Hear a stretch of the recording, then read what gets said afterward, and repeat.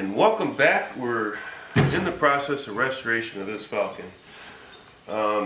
Lighting in here is bad because we are out in the garage, but I'm going to take the flashlight here.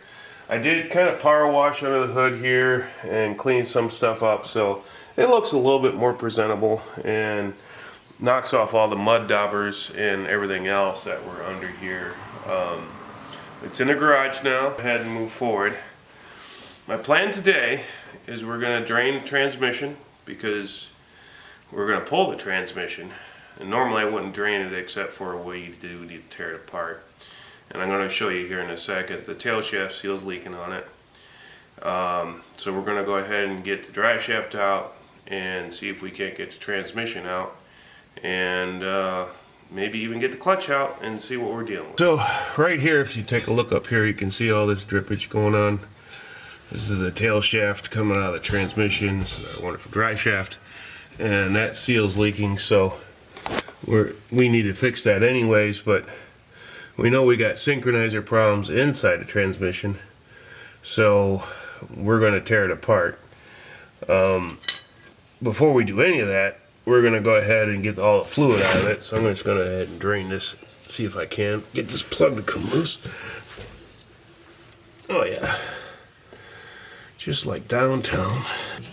I have no idea how old the fluid is in this. I do know it's full because I checked it before driving it, but I have no idea how bad it is. I suspect this is going to be some really nasty stuff.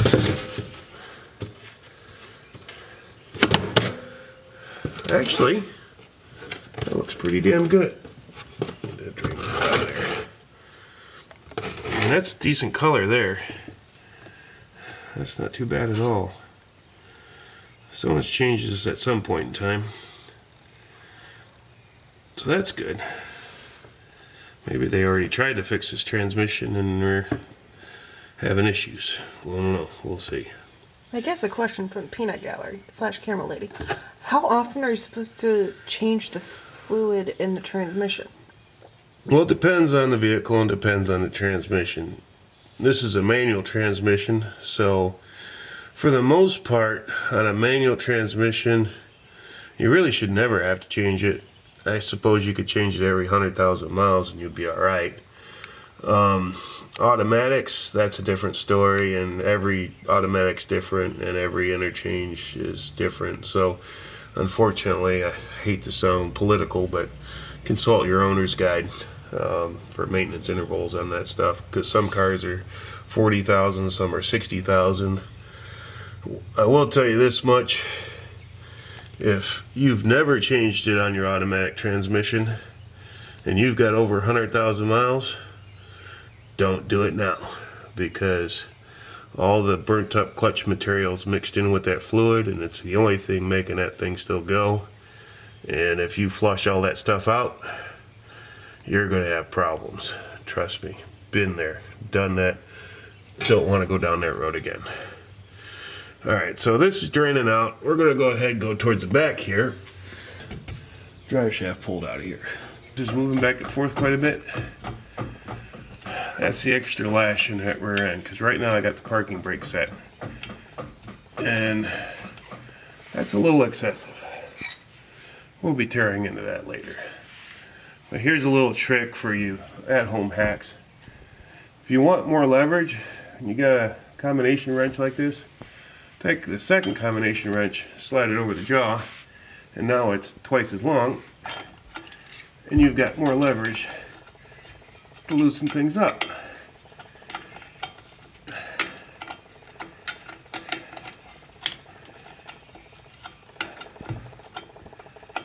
Unfortunately, this style is kind of like a U-bolt, and there's no room between this nut and the flange for the differential to get a socket wrench in here. So yeah, we got to play a game with a hand wrench. But there's worse things. Alright. But I am happy they're coming loose without any real effort. I did spray them down with some PV Blaster. I live by that stuff.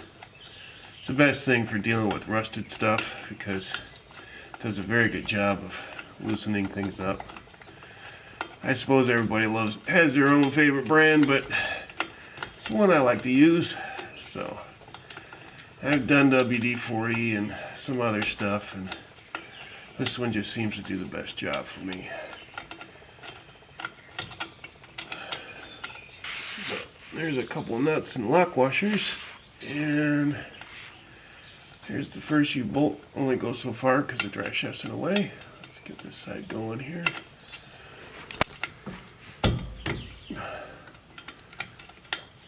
That's the other trick, is to, if you smack the wrench, it does like a hammer type motion and it helps break things loose.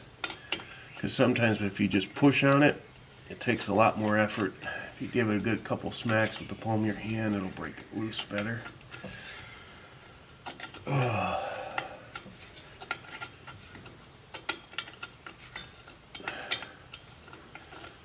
But so far, I am pleasantly surprised on how easy this is coming apart. I don't know why.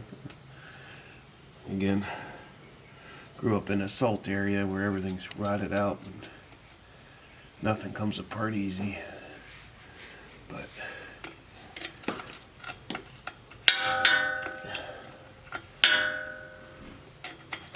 that was the other thing that was surprising to me, is the parking brake actually works. The cables aren't seized up. So weird. Axis, Detroit is actually built over a salt mine, and they use that salt on the roads every year. They used to give tours at one point in time. I don't know if they do that anymore. Alright, so That would have been a fun field trip. a couple lock washers, couple nuts. That U-joint's loose. Let's get the beater here and give it a couple love taps. There it comes. Alright. Pull it out of there. There's one U-bolt. There's the other U-bolt. Come on, there you go. Alright, so this U-joint moves back and forth freely this way. These turn freely that way. There's no play in it, so it's still good. We're going to go ahead and slide the shaft out of the tail of the trans. There it goes. Nice and small and lightweight. And again, this U-joint, good motion all directions, no play in it. It's good to go. Now this portion here where the seal rides, we're going to have to clean that up. Cut this out. So our next phase is going to be getting the shift linkage here pulled off, because obviously it has to come off in order to get the transmission out. So I'm going to get this stuff in my face. Go around it here a little bit. Let's take a look at what we got here. Looks like, yep, we're dealing with some cotter pins that are just going in here. So we can just go ahead and get some tools in here, and well, maybe we do it by hand. How lucky would that be? Alright, there's that one. Look at that. Would you look at it? Alright, so there's that one. Now, each of these rods and levers control two separate shift rails inside the transmission. Inside the transmission is a shift rail, and there's forks. And the forks move gears into each other to choose which gear you go into. So, I could be wrong, and we'll find out later, but I'm pretty sure this one here is for second and third gear. And getting these washers off of here. Alright, here it goes. And this one should be for first and reverse gear. I can't, I'm at a bad angle here. Let's see. What do we got going on? There it is. Okay. So we put a nice coating of grease on here, which is probably why it still works.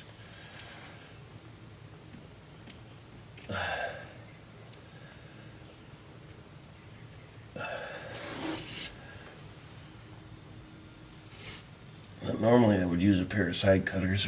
Changes gears for us, and this one here changes gears for us.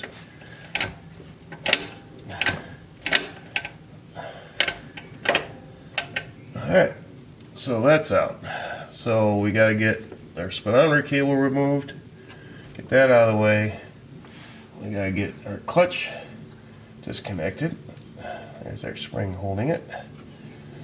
And here's the rod. It's got tension on it all the time, so that's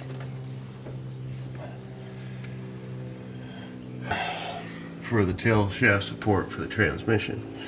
But before we pull this, we need to support the engine, because this is actually holding up the whole back half of the engine and the transmission right now.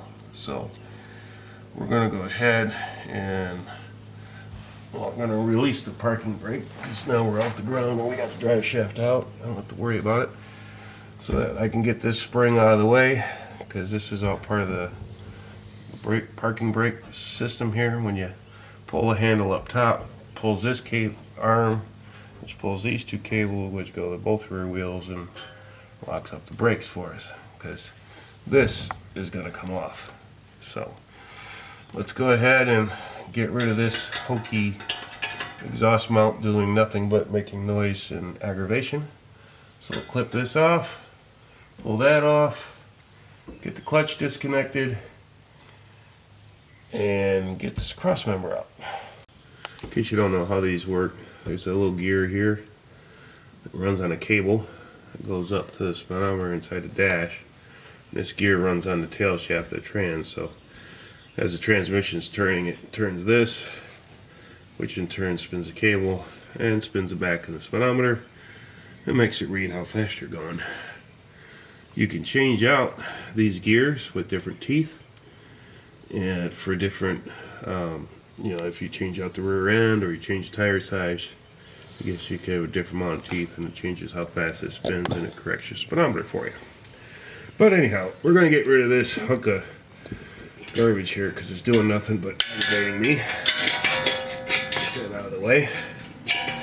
I've got a jack underneath the, well, it's catching on the bell housing, and I do have some wood here underneath the oil pan, just to support it, so that when we pull this out, nothing crazy happens. Get rid of that. Not the right way, but it should work. We're going to pull this in, and this is the clutch. So when you push on the clutch pedal, pushes this linkage and it pushes this arm back. You probably can't see it from over there, but I'm going to see if I can pull the clutch in and pull that arm off. There we go. So there's it. Piece that would push on the clutch. So now that's free. Definitely over adjusted, because there should have been a little bit of slop on that. It's a good way to toast out that bearing. Alright, so we're going to go ahead and get this bottom nut off of here, if we can. There it goes. I suppose it's a bolt, not a nut. But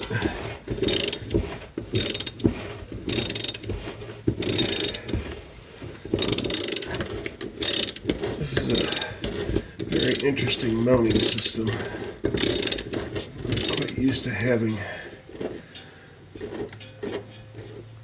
this setup with this bar. Normally this would just bolt right to that, but not in this case. Alright, so there's our trans mount. Set that over there. Okay, and we still got some tension on that, so we'll probably take some pressure off the jack. But we want to get this. This is our park brake cable. I released it. So now we got a little bit of slop here. Alright, so I lowered the engine down just a little bit so that we got a gap here and a gap here, and I can get this piece out, hopefully.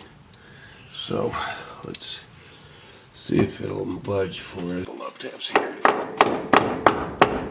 Do have a little rust buildup. Alright.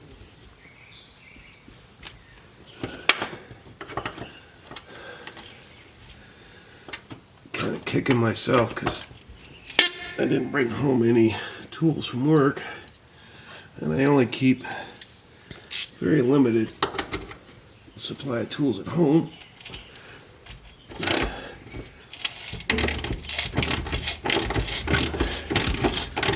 Because hitting this off with an impact would have been much nicer.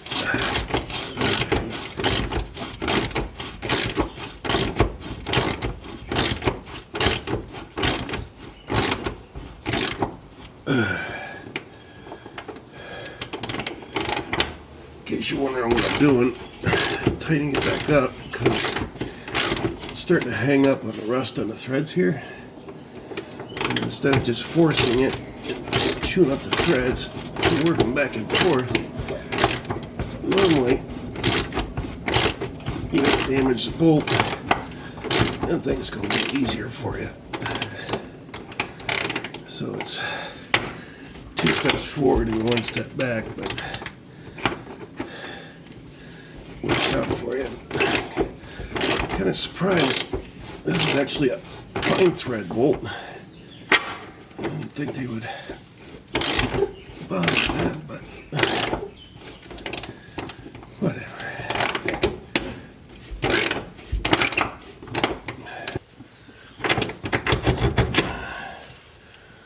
Alright, first one off, and we're stuck on here.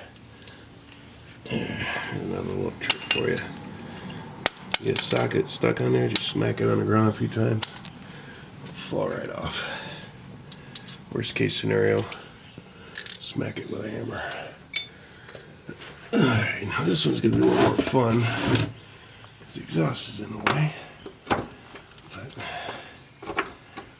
let's see. Get this going on here.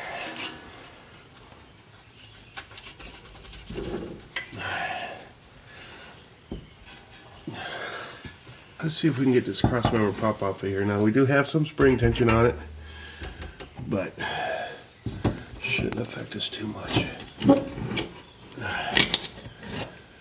And we are hitting that bracket on the transmission. I wonder if we just knock this off out of the way real quick. Make our lives a little easier.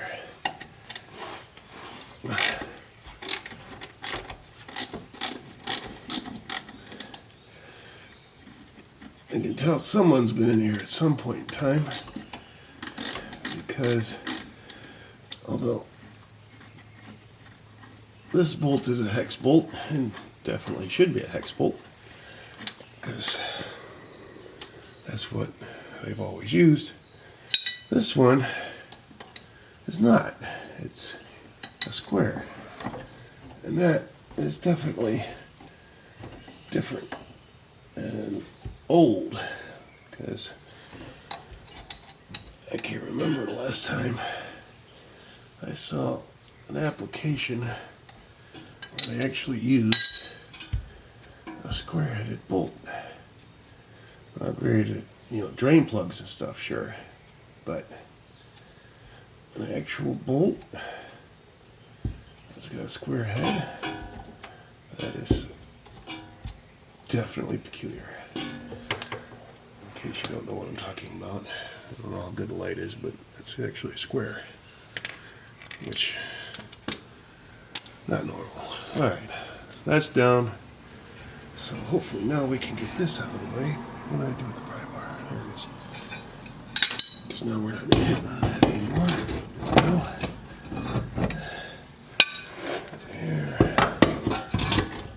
There we go. So this all the way. There, finally. Alright, get that out of the way. Alright, so drive shafts out. Crossmember's gone. Shift linkage is off. Clutch is off. Spoiler cable's off. All we got left, pull this transmission. It's 4 bolts. There it goes.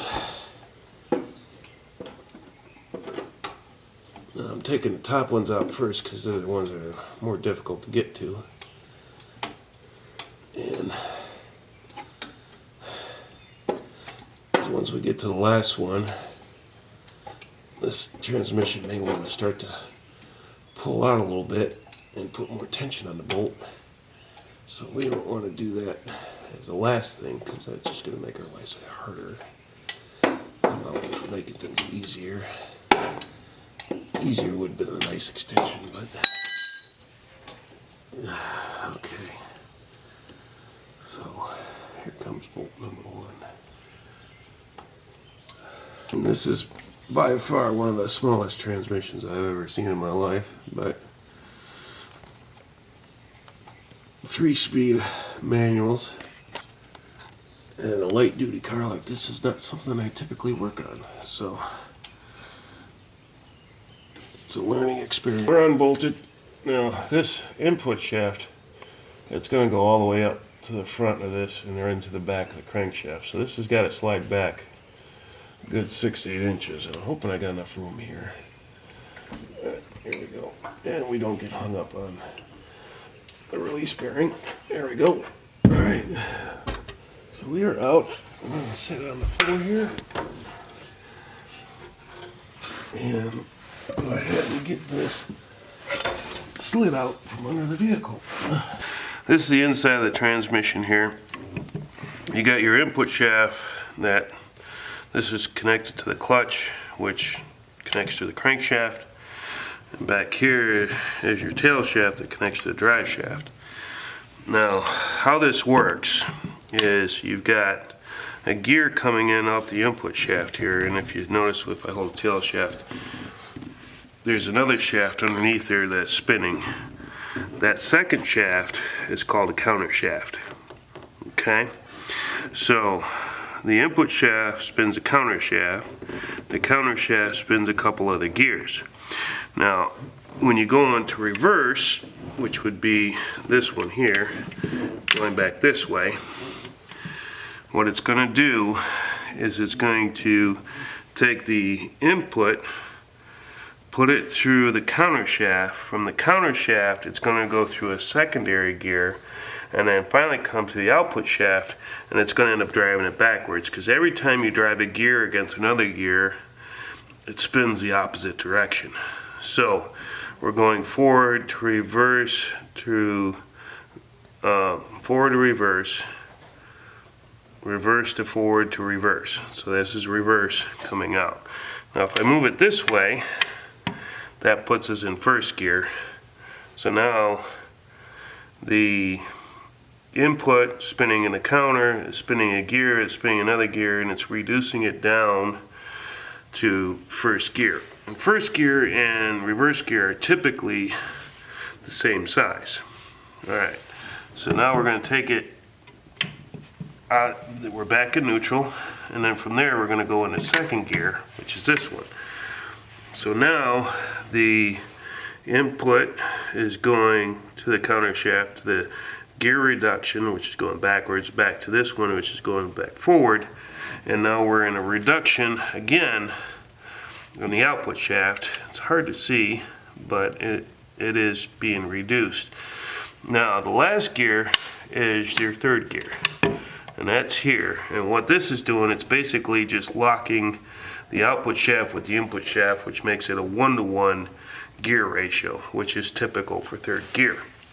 Now, if you take a look at this little brass piece right here, and this little brass piece right here, these are called synchronizers. Okay, and what their job is, this is conical shaped, and so is the gear underneath it. And when you go to push it into that gear, it's supposed to push against that conical and line everything up. Basically, it pushes it, locks it in to where it's at the same speed, and then it locks the gear together. Now, if you can tell, this is just spinning freely against there. It's not locking against anything. Where if we look at the second gear one, which was working, there's a little gap there. And what that gap is when we do push against it, it's actually locking in to this gear and holding it so that it doesn't slip and you don't get that grind noise. So this one right here, you can see how it's kind of broken or floating around inside there. Actually, it's physically broken. Alright, so this is the synchronizer I was talking about earlier. That's bad. I thought there was one, typically there's one for first gear, but apparently not in this transmission. But this synchronizer, it's physically broken, and that's why it grinds when I go into third, because it's not stopping using friction between the brass and this gear, and not stopping it, so when it does engage, it grinds. So it's working in second, because the second gear one, if we move this over here, the second gear one, that's not broken, and it's able to do what it needs to do, so that when we push against it, it's going to cause friction, and it's going to lock these two together and then engage, and you don't get grinding noise. So the synchronizer for third is broken. We can clearly see that. And earlier, as I was stating, this one's second, third, this one's first in reverse. So the next thing we're going to do is go ahead and get this bell housing taken off and get the clutch taken out. We're doing the finishing steps to get this bell housing out of the way so we can get to the clutch. Now there's a spacer plate that goes between the bell housing and the block. That's this piece here. We got all the bolts out of that. The starter motor, you can see it's just kind of sitting here on the exhaust. That bolts to the bell housing as well. Goes through this backing plate, and obviously we need to get that off. I already got the other bolts off. This is the last bolt here for the bell housing. So once we get this off, it may need a little persuasion.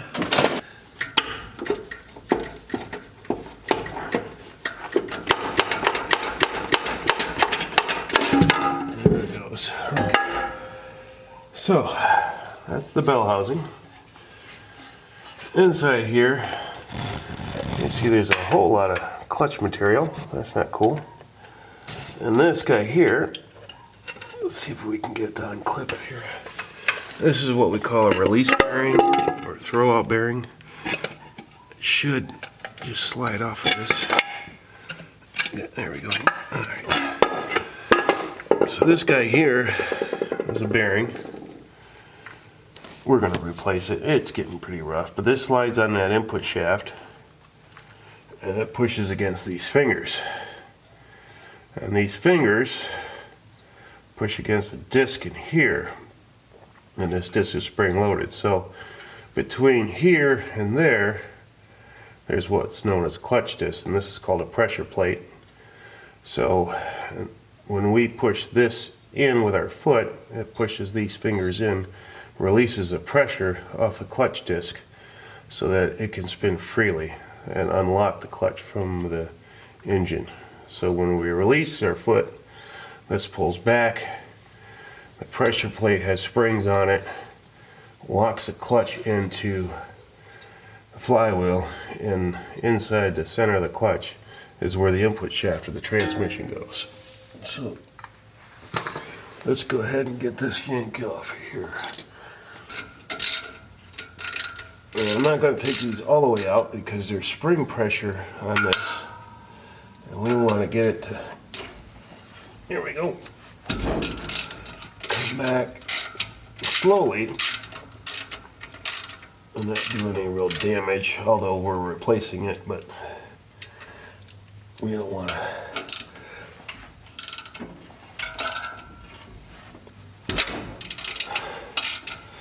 And yeah, the starter motor grabs these gears, and this is on the flywheel, which is what turns the crank and starts your engine.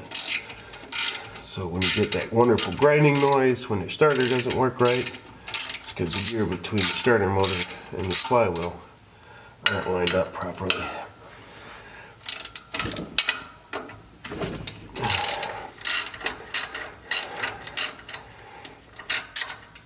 They're definitely worn. So this clutch has been in here a while. Does not look like it's been replaced anytime recently, which for 96,000 miles, that's pretty damn good. So loose there, loose there. This one's definitely loose. That one's loose. That one's loose. So that means that all the spring pressure from this pressure plate is now off the clutch. So we're going to go ahead and, oh, we got a little tension on this one.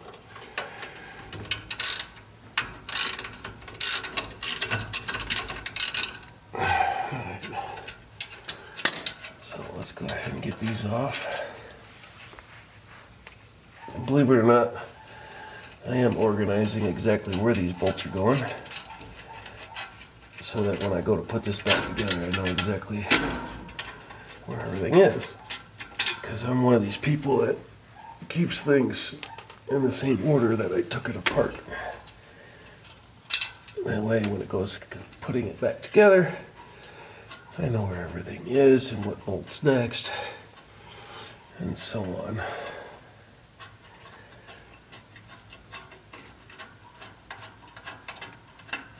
Alright. One more bolt. There we go.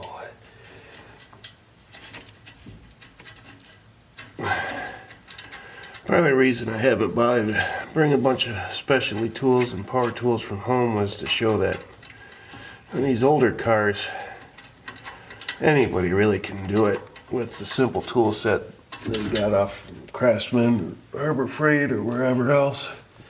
It's all pretty standard stuff and fairly easy to work with. So, here's our pressure plate. And if we take a look at it, honestly, I've seen worse. Doesn't look too bad. I don't see any really bad bluing. Of course, the lighting down here isn't that great. And here is our clutch disc. And you can see it's worn right down to the rivets. This thing is shot. It is completely worn out. Both sides, right down the rivets. No more clutch material left. So this thing's probably original, based on the mileage on the car. Now you might wonder what these springs are inside of here. When the flywheel engages on this clutch and the pressure plate pushes on it, the springs help reduce the shock load on the input shaft that's going back to the drive shaft and the rear end of the tires. So the springs actually act as a dampener to help reduce some of the shock load when you apply the clutch. So that's what those are there for. This is about as far gone as it can be. That is completely spent. Alright, so that's that. We've got a bearing in here and a flywheel to get off. Now the flywheel, this is where the chatter's coming from. These two spots here. I don't know if you can see it on the camera very well. But see this spot here? And you see that spot there? That's when the clutch is starting to grab. It's hitting those spots and it's just chattering really bad. That's what that's from. We're going to get this pulled off and I'm going to go ahead and take it to work and we're just going to machine this all brand new. But anyways, so yeah, this clutch is completely gone. So definitely needed to happen.